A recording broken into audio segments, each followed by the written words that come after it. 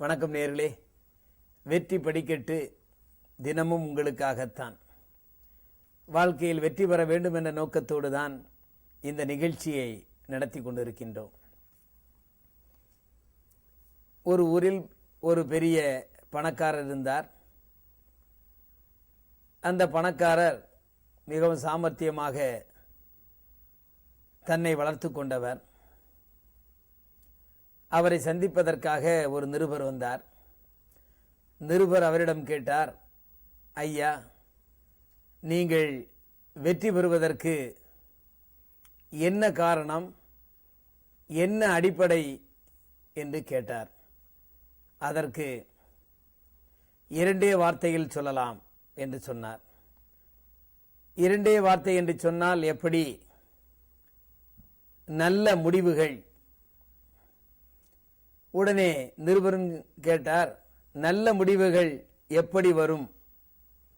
உடனே தொழிலதிபர் சொன்னார், அந்த பெரிய மனிதர் சொன்னார், அனுபவம் மூலம் அந்த அறிவு கிடைக்கும். சரி, அனுபவம் மூலம் கிடைத்தால் எப்படி வெற்றி பெறுவது என்று சொன்னார். அதற்கு சில தோல்விகளும் அதற்கு காரணமாக இருக்கும் என்று தொடர்ந்து பதிலை சொல்லிக்கொண்டே இருந்தார். ஆக தோல்வி என்று ஒன்று வந்த பிறகு அதிலே கிடைக்கின்ற அனுபவம், அதிலே கிடைத்த ஒரு நிலையான ஒரு அர்த்தம் மனதில் பதிந்துவிடும். நாம் இதை செய்தோம், அதனால் தோற்றோம், இனிமேல் நாம் கவனமாக இருக்க வேண்டும் என்று நினைத்து செயல்படுவோம்.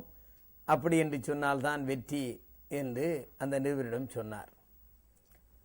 இதே நேரத்தில் முயல் ஆமை கதை உங்களுக்கு தெரியும். ஒரு முயல் தூங்கிவிட்டது, அதனால் ஆமை வெற்றி பெற்றது. ஒரு ஆமை தண்ணீரை காட்டி தண்ணீரில் நீந்தி அந்தப்புறம் சென்று வெற்றி பெற்று விட்டது. இதையெல்லாம் அனுபவத்தில் பார்த்த முயல் சொன்னது ஆமையை பார்த்து, இனிமேல் நான் ஏமாற மாட்டேன், நாம் இருவரும் கண்டிப்பாக ஒரு போட்டியில் கலந்து கொண்டு யார் வெற்றி பெறுகிறார்களோ அவர்கள்தான் வெற்றி வீரன் என்று நான் ஒப்புக்கொள்வேன் என்று முயல் சொன்னது. ஆனால் முயலின் அந்த ஏமாளித்தனம் ஆமைக்கு தெரியும். சரி, போட்டி வைத்துக் கொள்ளலாம் என்று சொன்னது. நாம் இந்த தடவை கட்டாந்தரையில் தான் ஓட வேண்டும், அதோ தெரிகிறது பார் ஒரு பனைமரம், அதை போய் யார் முதலில் கட்டி பிடிக்கிறார்களோ அவர்கள்தான் வெற்றி பெற்றவர்கள் என்று அறிவிக்க வேண்டும் என்று முயல் சொன்னது. ஆமையும் சரி என்று சொன்னது. உடனே போட்டியை அடுத்த நாள் வைத்துக் கொள்ளலாம் என்று ஆமை சொன்னது. அதற்கு முயலும் ஒத்துக்கொண்டது. அடுத்த நாள் போட்டி ஆரம்பித்தது. முயலும் ஆமையும் ஓட துவங்கியவுடன் முயல் மிகவும் வேகமாக ஓடியது. காரணம், முன்பு தூங்கிவிட்டோம், முன்பு ஒரு 6 குறிக்கிட்டதால் ஒரு முறை தோல்வியிட்டோம், இனிமேல் இந்த ஆமையை நாம் எப்படியாவது தோற்கடித்து விட வேண்டும் என்று வேகமாக ஓடியது. ஆனால் அந்த ஆமை என்ன செய்தது தெரியுமா? புறப்பட்ட உடனே பக்கத்தில் இருந்த புதருக்குள் போய் மறைந்து கொண்டது. இந்த முயல் வேகமாக ஓடி அந்த பனைமரத்தை தொடுவதற்கு முன்பு அங்கே இருந்து ஒரு ஆமை அந்த பனைமரத்தை தொட்டுவிட்டது. உடனே முயலுக்கு ரொம்ப சோகமாகிவிட்டது. நீ ஏமாற்றி விட்டாய் என்று சொன்னது. அதற்கு ஆமை சொன்னது, யார் தொடுவது என்று சொன்னீர்கள், நான் தொட்டு விட்டேன், எனவே நான் தான் வெற்றி பெற்றேன், நீங்கள் தோல்விவிட்டதாக ஒப்புக்கொள்ள வேண்டும் என்று சொன்னது. முயலும் வருத்தத்தோடு ஒப்புக்கொண்டது.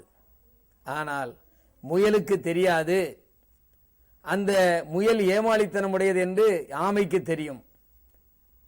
இந்த முதல் ஆமை ஓடியவுடன் புதருக்குள் மறைந்து விட்டது. அதே உருவம் கொண்ட ஜோடி ஆமை முந்தின நாள் இரவே அங்கே பனைமரத்து பக்கத்திலே உள்ள புதரில் போய் மறைந்து கொண்டது. இந்த ஆமை புறப்பட்டவுடன் பக்கத்தில் இந்த புதருக்குள் போய் அங்கே உட்கார்ந்து கொண்டது. முயல் வேகமாக ஓடி ஓடி அங்கே போய் சேர்வதற்கு முன் ஏற்கனவே இரவில் அங்கே இருந்த ஆமை அந்த பனைமரத்தை பிடித்து விட்டது. இதிலும் தோல்வி என்று அந்த முயல் ஒப்புக்கொண்டது. ஆனால் ஏமாற்றியது ஆமை. சமயோகிதமாக நாம் ஏமாந்திருந்தால், நம்மிடம் அறிவு அந்த அளவு சரியாக இல்லை என்று சொன்னால் மற்றவர்கள் ஏமாற்றி விடுவார்கள். ஏமாறுகிறவன் இருக்கிறவரை ஏமாற்றவன் ஏமாற்றிக் கொண்டே இருப்பான் என்பது போல நாம் ஏமாறுவதை தவிர்க்க வேண்டும். 10 ரூபாய் கீழே கிடக்கிறது என்று சொல்லி 1000 ரூபாய் பணத்தை ஒருவன் அடித்து சென்று விடுவான். 50 ரூபாய் நோட்டு கீழே கிடக்கிறது என்று 50,000 ரூபாய் எடுத்துக்கொண்டு போய்விடுவான். கவனத்தை திருப்புவது. எனவே வாழ்க்கையில் ஒவ்வொரு நிலையிலும் நாம் கவனமாக இருந்து தன்னையும் தன்னை எதிர்ப்பவரையும் நாம் கவனமாக கணக்கிட்டு அந்த கணக்கில் நாம் எப்பொழுதும் வெற்றி பெற்றவர்களாக இருக்க வேண்டும்.